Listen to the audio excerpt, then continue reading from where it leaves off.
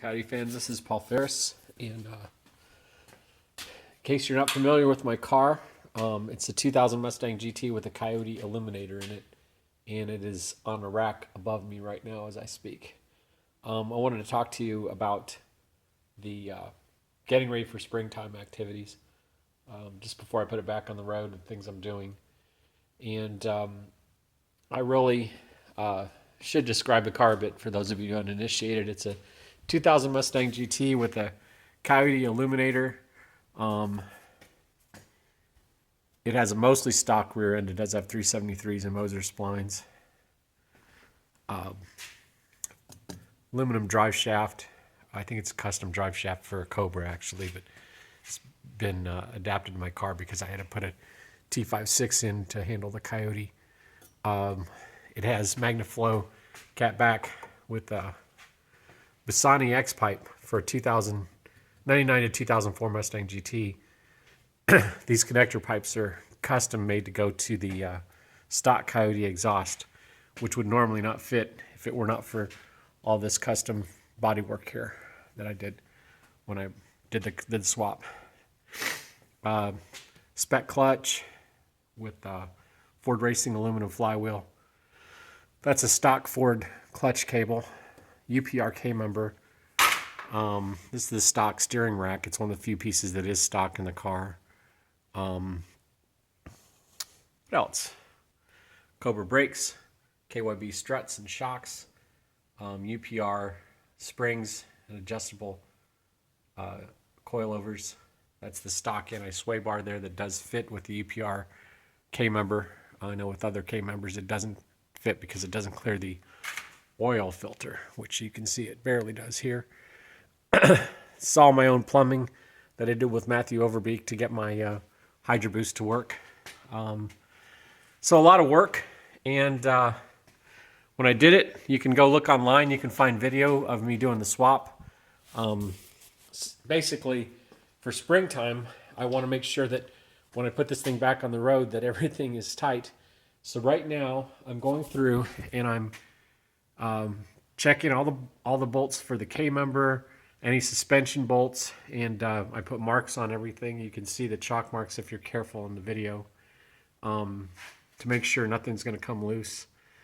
Because I just don't want to be driving down the road and find out something I didn't take seat like I thought it would. Anyways, so you get an idea. I had big plans for this car. This wintertime, I was going to tear apart the frame and put a Griggs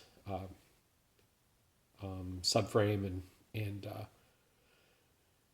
torque suspension, torque rear suspension setup, which basically eliminates these upper control arms and puts in a torque arm through here.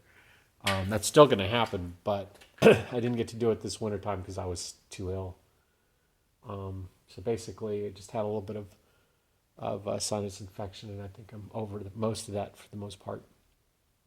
Anyways, just wanted to share with you what I'm doing and give you a better view of the car and what I do every wintertime or springtime when I go to drive it.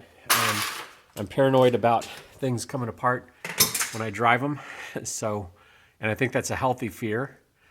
And I urge everybody that has done one of these swaps to take them apart get underneath them and check these things. For the first few months that you drive it, you should do it every week, in my opinion. And then after that, you should do it at least seasonally like this. You eventually become comfortable with what works and what might not. I've had, for example, these exhaust bolts come loose on me, which is no big deal, but you just don't want to damage your exhaust. They just work loose. It's a great design for squeezing this stuff together, but it's not. These guys get warm and they fatigue a little bit, and then your bolts come loose.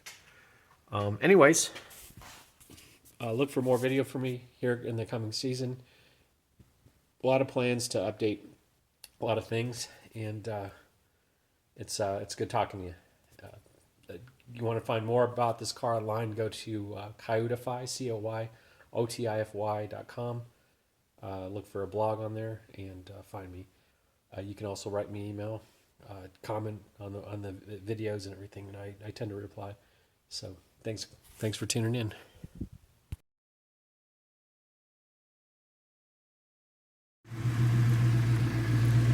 A little dirty, but first drive of the spring. Got to put my tags on there. The car needs a little bath.